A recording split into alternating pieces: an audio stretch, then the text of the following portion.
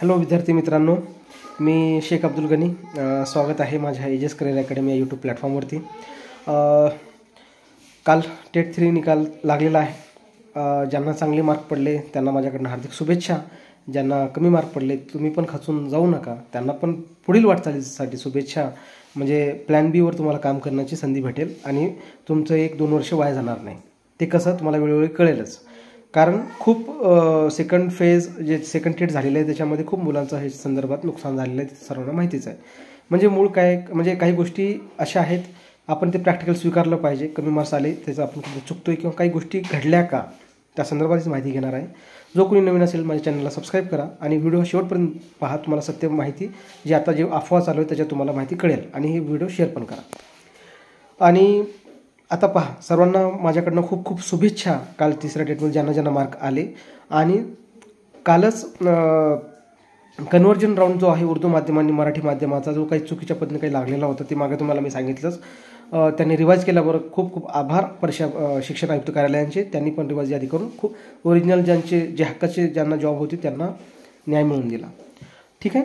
आता हे निकाल लागल्याच्या नंतर याच्यामध्ये खूप रुमर्स, अफवा आता सध्या मार्केटमध्ये फिरत आहेत.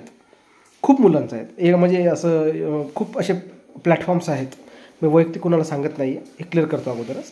खूप असे, तर त्याच्यामध्ये काय क्लॅरिफिकेशन देणं भाग होतं म्हणून मी ते दिलं आहे. मी देण्याचा प्रयत्न करणार आहे. ह्या व्हिडिओमध्ये तुम्हाला नेमका पेपर फ्रॉडमध्ये चुका झालेल्या आहेत का, फ्रॉड झालेले आहेत का, रिवाईजमध्ये रिझल्टमध्ये एका मुलाचे डबल रिझल्ट दाखवलेले आहेत का, याची मी शहानिशा करण्यात आहे आणि केलेलं आहे. आणि आज माहिती घेऊन आणि स्वतः ह्याच्यात समन्वय समितीचे पण कामं काय आहेत त्याच्यामध्ये मी सांगणार आहे. तर मी माझ्या मूळ मुद्द्याकडे येतो. तर परीक्षेमध्ये घोटाळा झालेला आहे का, तर एका वाक्यात सांगतो, झालेला आहे.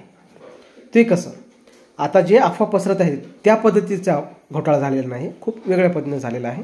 याची शक्यता आपण नाकारू शकत नाही. ती कशी, मी ते तुम्हाला ते कोट करून पण सांगणार आहे. आणि आता सध्या कालपासून एक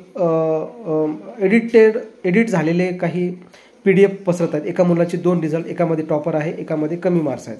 आता मी प्रॅक्टिकल सांगतो, देशमुख नावाच्या मुलाचा तो म्हणजे एखादं पसरत आहे, पण ते चुकीचं आहे. त्यांचं तसं नाही आहे, कारण का ते एडिट केलेलं आहे आणि 191 आपला टॉपर पण नाही आहे आणि 190 आपला टॉपर आहे. ते क्लिअर करतो. त्यामुळे ती कालची माहिती ती फेक होती.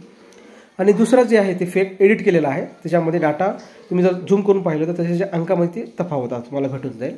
ते तुम्हाला फेक वाटतं, फेक आहे. पण आता सर तुम्ही म्हणताय की बाबा घोटाळा झाला, ते कसा, तर मी म्हणतो झाला. ते कसा ते तुम्हाला मी सांगतो की आत्तापर्यंतचा इतिहास आहे.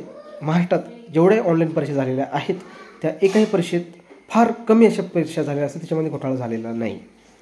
आता ह्या परीक्षेत घोटाळा कसा झाला तर तुम्ही म्हणताय, तर याच्यामध्ये मी तुम्हाला डिस्क्रिप्शनमध्ये टेलिग्रामची लिंक टाकलेली आहे. त्याच्यामध्ये पण तुम्हाला ते PDF पाहून म्हणजे भेटेल.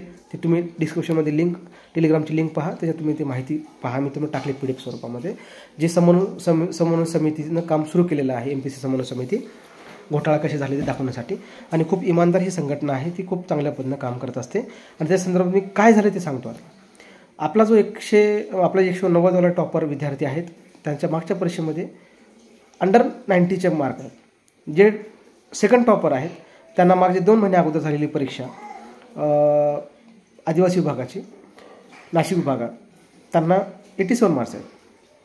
आणि आत्ता 3 महिन्यात अशी काय जादूची काडी फिरली की 2 महिन्यात जादूची काडी फिरली माहिती नाही, त्यांना 189 मार्क आहे.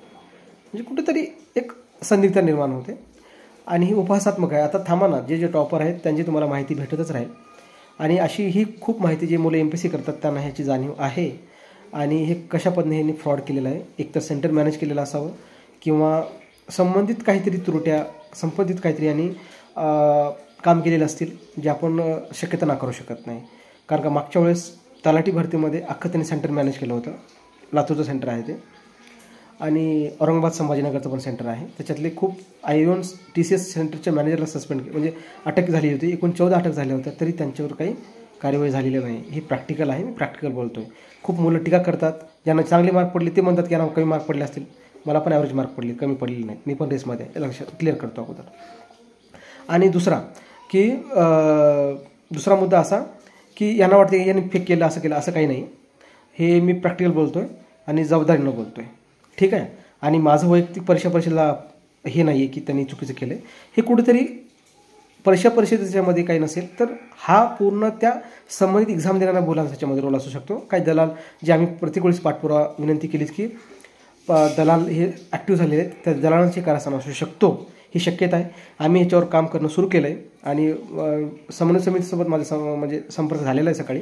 त्या संदर्भात मी त्यातले काही म्हणजे सदस्यांना बोलले, ते आपले मित्रच आहेत.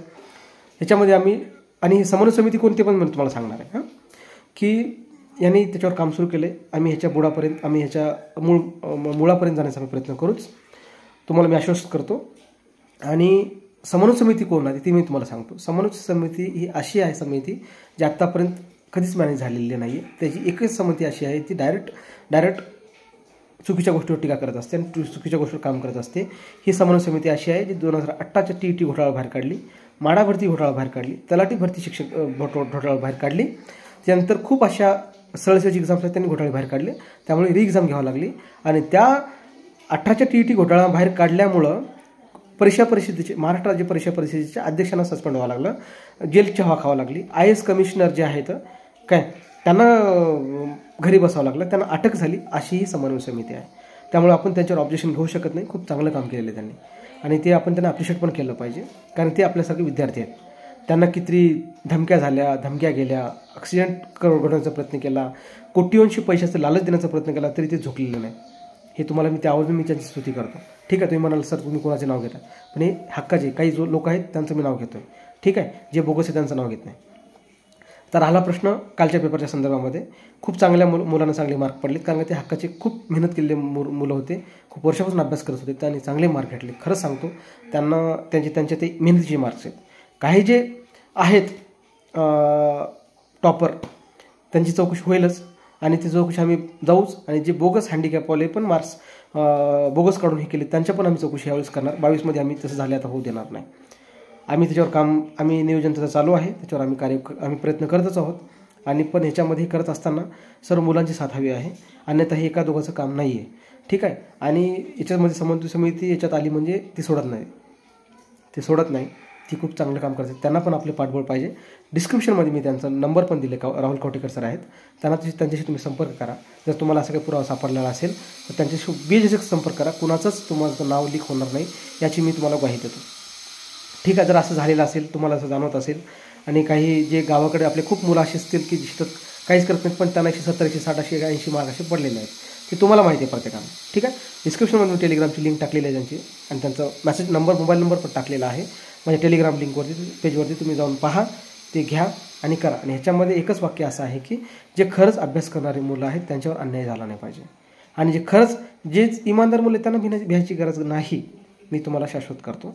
तुमचा ह्याच्यामध्ये संपर्क पण येणार नाही, काळजी करण्याची काही गरज नाही. पण काल जे अफवा पसरल्या की काही मुलांच्या 2 मार्कशीट डिस्प्ले झाल्या, तसं काही फ्रॉड झालेलं नाही. फ्रॉड असा झालेला आहे, कसं पेपर मॅनेज होणं किंवा सेंटर मॅनेज होणं, अशा पद्धतीनं पेपर फ्रॉड झालेलं आहे. ती एकदम प्रॉपर पद्धतीनं तो फ्रॉड केलेला आहे काम. ते म्हणजे पारदर्शक पद्धतीनं फ्रॉड म्हणतो आपण त्याला.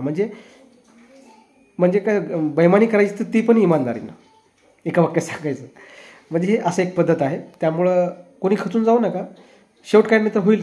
बघा काहीच होत नाही, हे होत नाही म्हणून जर असं झालं तर तसं होत नसते. 200 मुलं तलाठीची बाहेर काढली मुलांनी समन्वय समितीनं, त्यातल्या खूप मुलांची चौकशी पण सुरू झालेली आहे. खूप अधिकारी पण सस्पेंड झालेले आहेत, त्यांच्या सर्व्हिस रेकॉर्डमध्ये नुकसान झालेलं आहे, त्यांचं सर्व्हिस रेकॉर्डमध्ये पण गडबड झालेली आहे, होणारच आहे जेव्हा सस्पेंड होलं जातं. IAS लोकांना उचललेले आहेत, त्याच्यामध्ये 9% मॅडम आहेत IPS अधिकारी, ते आहे. खूप अधिकारी इमानदार पण आहेत. ठीक आहे, आणि जर आपले आयुक्त साहेब तर खूप चांगले आहेत, त्यांना जर हे जर कळवलं ना तर ते सोडणार नाहीत कुणालाच, मी तुम्हाला ह्याची गॅरंटी देतो. शिक्षण आयुक्त कार्यालयात खूप चांगले इमानदार अधिकारी आलेले आहेत, तुम्हाला हे सांगतो मी, आजही सांगतो. लोक त्यांना काही म्हणू, मी त्यांचा खूप मोठा फॅन आहे. फॅन म्हणजे कसं त्यांच्या कामाचं, ते आपल्या शिक्षण क्षेत्रात आले दुसरे तुकाराम मुंडे आहेत. आणि आपल्या शिक्षण आयुक्त कार्यालयामध्ये संचालक साहेब असतील, सहसंचालक असतील, उपसंचालक असतील किंवा शिक्षण आयुक्त असतील, सर्व इमानदार आहेत, सर्व आपले विद्यार्थी हेच जपणारे अधिकारी आहेत. त्यामुळं हे जर मुद्दा आपण त्यांना जर पुराव्यानिशी दिलं तर ते 100% याची चौकशी करतात, मी तुम्हाला याची गॅरंटी देतो. कारण मी स्वतः पुण्यात राहतो, मला याची जाणीव आहे. आणि त्या अधिकाऱ्यांना मी जवळून पाहिलेलं आहे, त्यांची काम करण्याशैली पण जवळून पाहिलेलं आहे आणि खूप खूप भारी काम आहे, खूप डॅशिंग पर्सनॅलिटी आहे. मी पहिल्या दिवशीपासून हेच वाक्य सांगतो, आज पण हे सांगतो. आणि त्याची पोचपावती 2nd फेजमध्ये गरीब मुलगा पवित्र पोर्टलद्वारे शिक्षक भरतीत लागलेला आहे. ठीक आहे. तो मुद्दा वेगळा मी ते वेळेवर तुम्हाला कळवेलच. आणि खूप मुलांचे फोन कॉल्स येत होते की बाबा सर तुम्हाला म्हणजे असं असं झालेलं आहे, पण असं डायरेक्ट एडिट केलेले PDF आलेले, त्यामुळे ते घोटाळा नाही झाला. पण घोटाळा अशा पद्धतीनं झाला, जे अदर परीक्षेमध्ये त्यांना मार्क्स कमी आहेत, पण ह्या परीक्षेत खूप जास्त मार्क आहेत. 2-3 महिन्याच्या परीक्षेच्या म्हणजे गॅपनं 2 महिन्यामध्ये तुम्ही एकदम डायरेक्ट 70-80वरून डायरेक्ट 200वर जाऊ शकता. म्हणजे कुठेतरी सनिग्धता निर्माण होणारच. एवढं पण आइन्स्टाईन नाही आपण. आम्ही पण MPSC करतोय, आम्हाला पण सर्व गोष्टीची जाणीव आहे. आणि ही सर्वात जास्त झळ जे स्वतः स्पर्धा परीक्षेची मुलगा तयारी करतो त्यांना ह्याची जाणीव आहे की पेपर कसे मॅनेज होतात, सेंटर कसे मॅनेज होतात, घोटाळेबाज कसे लागतात, त्याची ती माहिती आहे. जी आम्हाला शक होतं ती कुठेतरी डाऊट येते. आता हे व्हिडिओच्या नंतर मला खूप कमेंट्स निगेटिव्ह येतील, मला माहिती आहे. मला काही फरक पडत नाही आणि मी सत्य बोलतो आणि माझं दोन इतिहास काढून पहा, ठीक आहे. आणि जे ओरिजिनल मुलं आहेत आम्ही त्यांच्या पाठीशी आहोत. आणि मी त्यांना आश्वस्त करू इच्छितो की तुम्ही भिवू नका, तुमचं काही चुकी होणार. तुम्ही जर इमानदार असाल तुम्ही भिवू नका. काही बोगस आहेत, असणारच आहेत.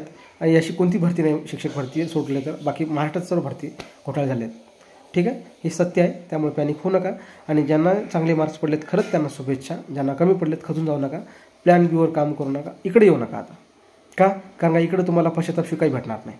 हे प्रॅक्टिकल बोलतो. तुम्ही काहीतरी प्लॅन बी करा. जो मुलं अभ्यास करत असतील ते परत दुसरा अभ्यास तयारी करा. येणाऱ्या पूर्ण 2026 पासून पूर्ण एक्झाम MPSC घेणार आहे. खूप सरळ सेवेची एक्झाम तुम्ही MPSC देऊ शकता आणि इमानदारानं लागू शकता. त्याची पोचपाती मी पण सांगतो. MPSCवर तुम्ही विश्वास डोळे बंद करून ठेवू शकता, ठीक आहे. आणि राहिला प्रश्न दुसरे कोणती बी एक्झाम्स देऊ शकता, त्याच्यामध्ये तुम्ही टॉप असेल असे टॉप घ्यायचे. घोटाळे करून मी तर मार्क त्यांना पडले नाही पाहिजे, एवढा तुम्ही अभ्यास करा. आणि ज्यांना चांगले मार्क पडले तुम्ही आवर्जून जागा येण्यासाठी प्रयत्न करा. कारण का आत्ता जर जागा मार्क्स पडले ह्याचा अर्थ तुम्ही जॉबवर लागले हे असं होत नाही. कारण ह्याच्यानंतर खूप स्ट्रगल आहे. जागा येण्यासाठी आंदोलन करावं लागणार आहेत आपल्याला. खूप हे म्हणजे स्ट्रगल करावं लागणार आहे. स्ट्रगल खूप करावं लागणार आहे. त्यामुळं हे याच्यावर आपण काम केलंच पाहिजे. आणि एक बिंदू एक पद जर ह्या भरती झालं तरच खूप मुलांचा फायदा होईल. अन्यथा तेच मुलावर रिपीट लागतील. त्याच्यावर पण आपलं काम करणं योग्य आहे. आम्ही वेळोवेळी ह्या मुद्द्यावर आम्ही उचललेला आहे आणि हे मुद्दा आम्ही उचलणारच आहे भविष्यामध्ये. आणि सांगायचं तात्पर्य असं आहे की तुम्ही पॅनिक होऊ नका. खूप मुलं पॅनिक झालेत आणि ह्याच्यामध्ये कन्व्हर्जन राऊंड लागलेला आहे. त्याच्यामध्ये पण उर्दू माध्यमाच्या मुलांना पण लागले, त्यांना पण खूप खूप शुभेच्छा. मराठी माध्यमाला लागले त्यांना पण खूप खूप शुभेच्छा, ठीक आहे. आणि पॅनिक होत होते म्हणून मी व्हिडिओ बनवायचा उद्देश होता म्हणून हा बनवलेला आहे. खूप मुलापर्यंत शेअर करा. जो कोणी नवीन असेल तर लाईक करा आणि चॅनलला सबस्क्राईब करा, जेणेकरून तुम्हाला पुण्यावरून ऑथेंटिक माहिती मी देण्याचा प्रयत्न करेन. धन्यवाद.